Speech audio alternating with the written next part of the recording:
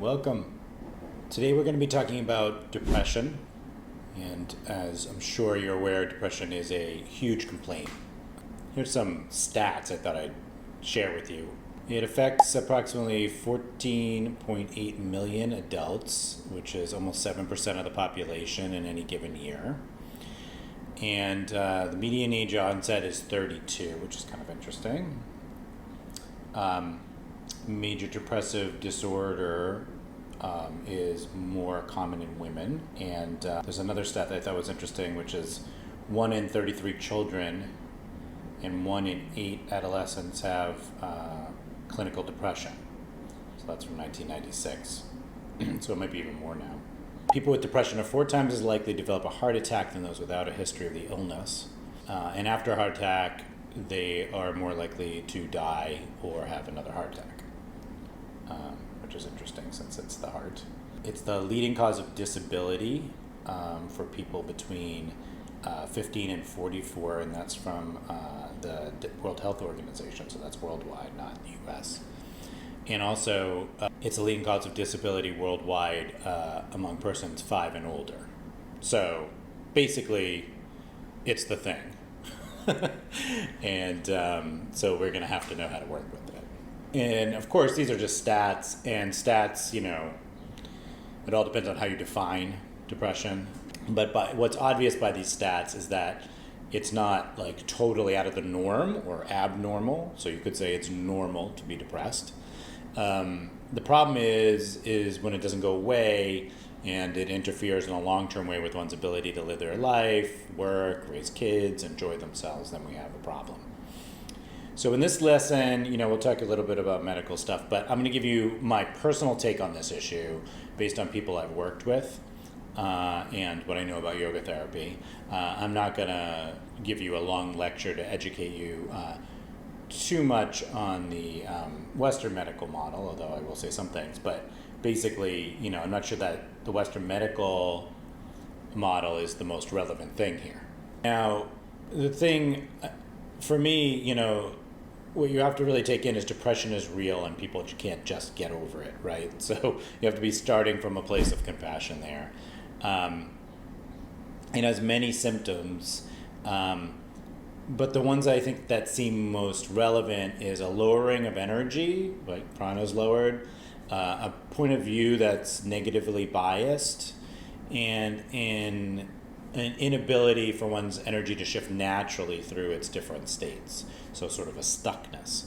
And just like in the last lesson or the one before, just like we spoke about in anxiety, a client's only depressed when they identify themselves as such or identify like these kinds of symptoms and they're unable to achieve a level of contentment to live a life that they feel is fully functional. So again, we're never sort of putting any kind of diagnosis on our clients. Now, in our society, many people use medication to alleviate symptoms, and this is neither a good or a bad thing, in my opinion. It just depends on the person and their life circumstances and whether it helps at that particular moment. So we're never going to encourage a client to stop taking medication. And I think it's important to encourage your client to seek out or stay with a really well-trained therapist. Anyone who's suffering from depression should be in the care of a therapist.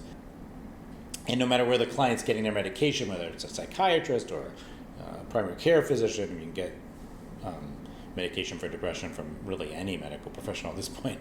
A good therapist will kind of have a good beat on how the medication's working or not working for them. They've been trained at least in a basic way about that where we haven't. So make sure that's happening.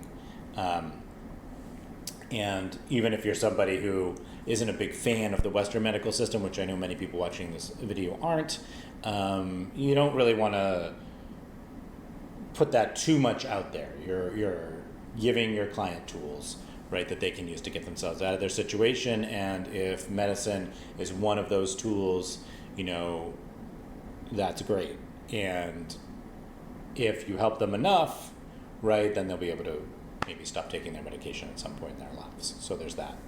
So let's look at how we're going to look at depression. I mean, the good news is that we as yoga therapists are particularly suited to this because it has many root causes from the koshic point of view, and that's what we're working with.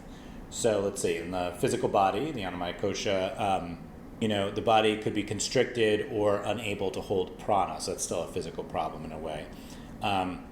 In many depressed clients, I've also seen low muscle tone and or very limited range of motion. So all these will apply, and we can work on those. Also, dietary issues are common with depressed people.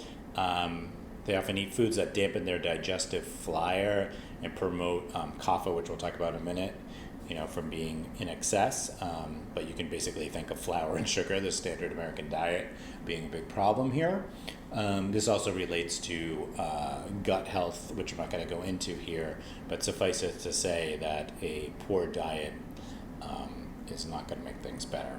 So you can take a look at that from even though we're not training in nutrition, but even though you're not an expert, you can certainly see where people are not eating what anyone would consider a reasonable diet. So basically too many processed foods.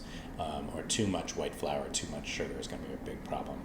And then, of course, alcohol and drug use of any kind, marijuana use, and anything that's in excess there, even excessive stimulants, will contribute and or cause depression. So all these things you could mention.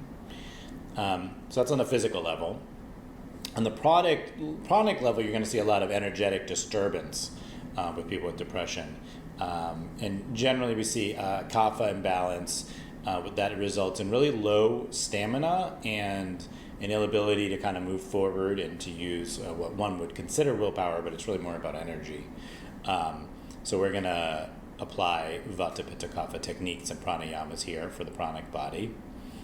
In the manomaya kosha, there's sort of a confusion that there's a lack of willpower and that there's something wrong with them, when it's really more about steadiness, discipline, and having the energy to do the things that need to be done. So the mind is often confused, the conscious mind. In the wisdom body, the Vijnanamaya kosha, what you're going to see is a disconnect from their intuition as always. But the main thing with depressive people is it leaves a thought pattern, and the thought pattern is, I can't do that, right? So you kind of have this person who's depressed for reasons or not reasons, and then on top of that is this problem, like, I can't get out of it. I can't do what I need to do. I can't be the way I want to be. And that's coming out of the Vijna, that kind of languaging, if you hear that. And then finally there's the Anandamaya kosha, the bliss body, and this mostly manifests as lack of connection with others, which always shields us from our happiness and bliss and make us believe in the mono that we have nothing to offer. So it's like a kind of catch-22 where we're not connecting with other humans as we are built to do. And then, we're in this cycle where since we don't, we have nothing to say, and now we have nothing to offer, which of course is not true. And actually, working with severely depressed people is always interesting for me because sometimes I've worked with people who are deep in their depression and really don't have a lot of contact with the outside world and are still interesting people. So it's my personal experience has been, my anecdotal experience is that is often not true. Now, if depression lasts long enough, you could also view it as an addiction, with the system sort of easily going to depressive thoughts and depressive energy because they're familiar. And that's the same concept as sort of being stuck in a kapha imbalance, which we're getting to. But you could also view it as an addictive mind and sort of work in that direction to get out of addiction. There'll be a separate lesson on addiction in general, but it's a good way to think about it sometimes. You're so used to doing the same thing, right, that seems normal to your system. Now, I want to be honest, working with the depression is really challenging. Because now we're working with someone who has problems doing things to help themselves. Of course, this is always a challenge because that's what we're trying to help them do. So these clients often require more frequent appointments. Practices need to be simple, often guided, so that there are less barriers for them.